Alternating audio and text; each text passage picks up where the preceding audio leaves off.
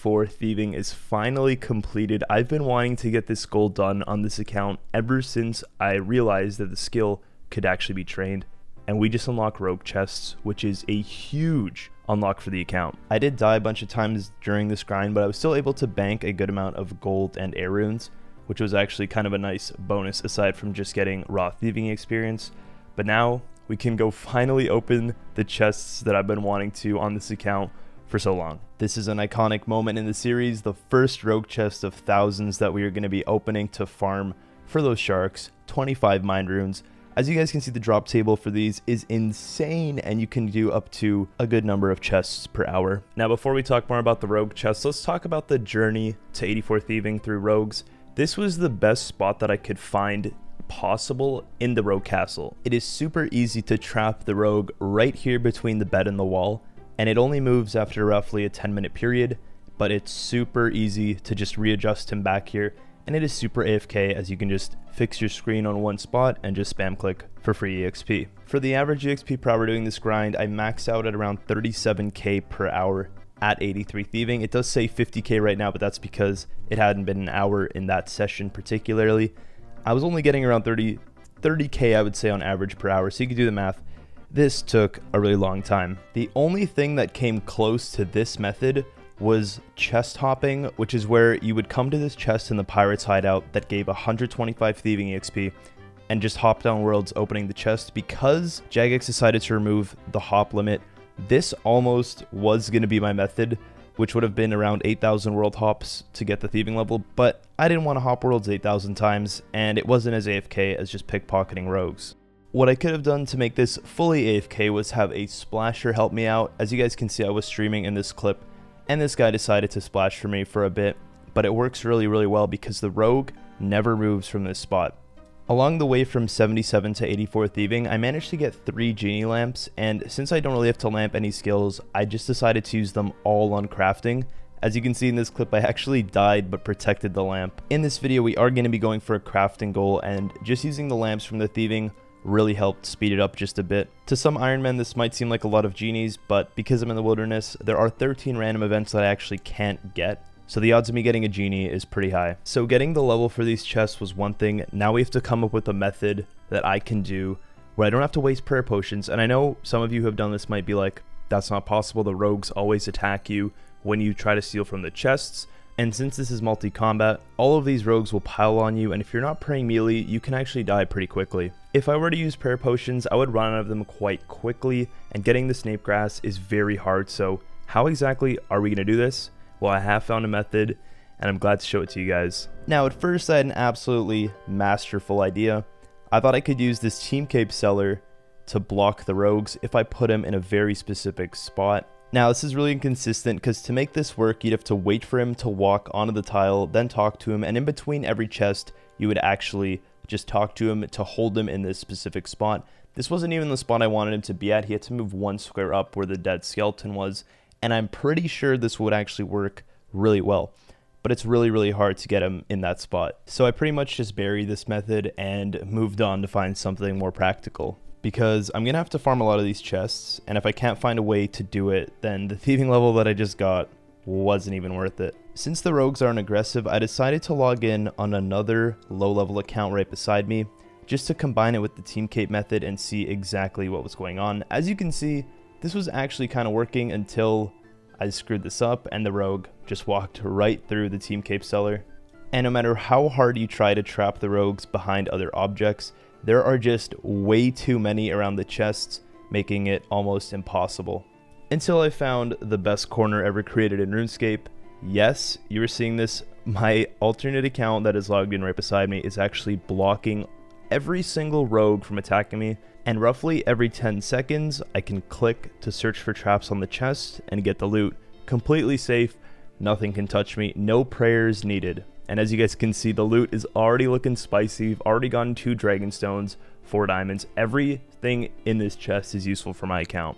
Now, there are some weird things that happen when you do this method. If you search for the traps too early, your character runs to the front, and then the rogues can just walk through the person that was actually staying beside you. This happens when you haven't waited long enough for the chest timer to reset, and the dummy that I've placed beside me becomes pretty much useless. The great thing about this place is that it's very easy to de-aggro the rogues. You can just go up and down the flight of stairs.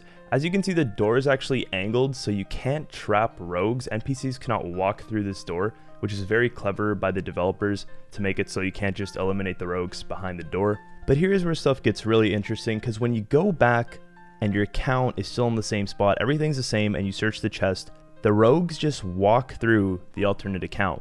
And I had no idea why this was happening, and then I realized that there is just some weird code where if the account hasn't moved off that square and back on it, it won't actually block NPCs.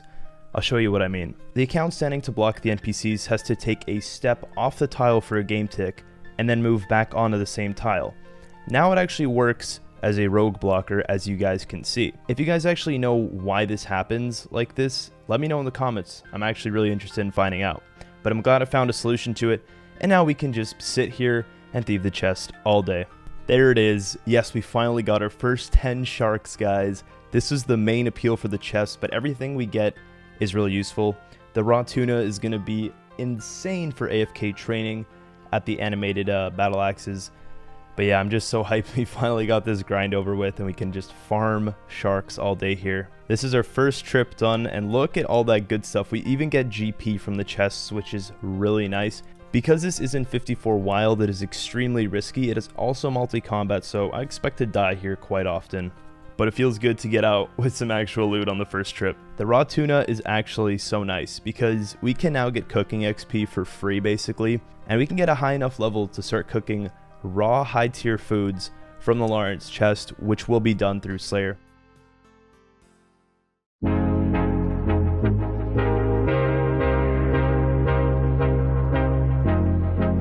Construction is a skill I've been meaning to unlock for a while now. Last episode, I promised you Wildernauts was going to have a house, but first, we need a reliable source of teleportation that can bring me back to my area, such as the game's necklace, which is going to require training a few skills. The first of which is going to be mining, and we will need to get that to level 40.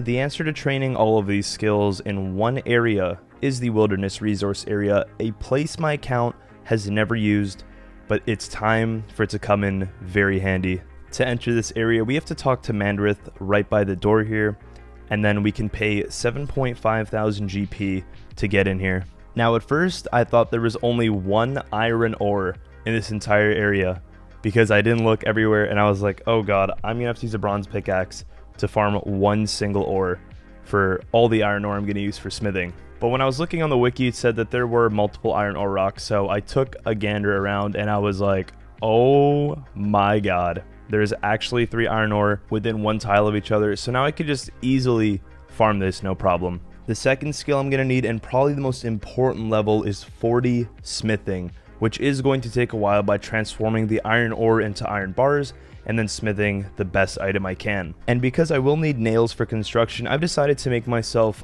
quite a few iron nails, which we will use when we're training construction for the early levels. 40 smithing is probably by far going to take the longest, as smithing actually lags behind in EXP for mining. So getting 40 smithing to make the gold bars, which we will use to train crafting, is going to take quite a bit. After quite a few hours of this, 40 smithing, boys, there it is. Our mining level is 44, and we have 40 smithing, which means we can now mine gold. Of course, we are going to be using a bronze pickaxe. Until we get 61 mining, we can't use the dragon pickaxe I have in my bank, unfortunately, but yeah, now we just got to farm a bunch of gold bars, bring my necklace mold, and start training crafting.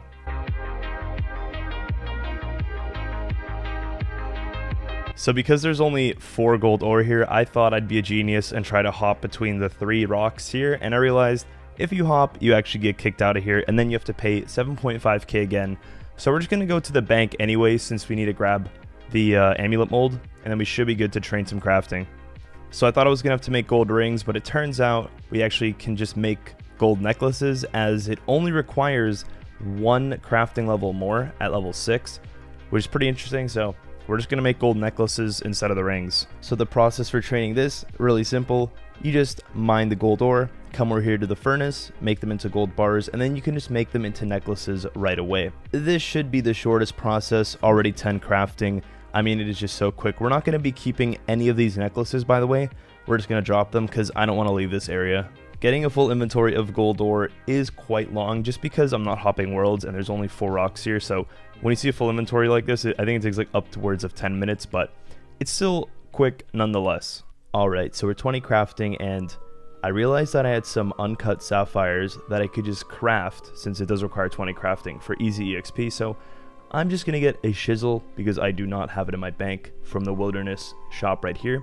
Gonna pick up some extra hammers and pickaxes in case I do lose them at some point as well. So if we search for uncut sapphire, I think I have over 50. Yeah, we have 70 uncut sapphires. This is going to be so quick. It'll just take us right past 23 crafting. And then we can finally make the games necklace. We'll also have the cut sapphires as they are needed to make the games necklace. And there it is, 23 crafting. This all happened because of the huge long 15 smithing grind, and I'm so happy to have this level now. We can now make games necklaces. We have the Corporal Beast Cave teleport, which means we can go make some games necklaces and unlock ourselves our very own house. No, I thought we were going to get 27 crafting off all the sapphires, but there it is, 25 crafting from all of them. We cannot cut emeralds yet, but we will for sure in the future. I've come back to the wilderness resource area with exactly just about as many games necklaces as I can fit into one inventory. So we're going to go ahead, make all these sapphire ones, and then we're going to have to enchant them with the level 7 enchantment spell. And we should have fully charged 8 teleports to Corporal Beast each necklace that we actually make. Please tell me I have enough cosmic runes for this. Yes. Okay. I thought I was going to have to go loot them because there is a spawn of 3 of them in Deep Wilderness at the Ice Warriors, but here we go. It should just auto-enchant, I believe, yeah. So we don't even have to do anything. It just auto-enchants. It's pretty slow, but, I mean, it doesn't really matter. The games necklace has been unlocked. That is the most important part here, guys. We can finally go train construction.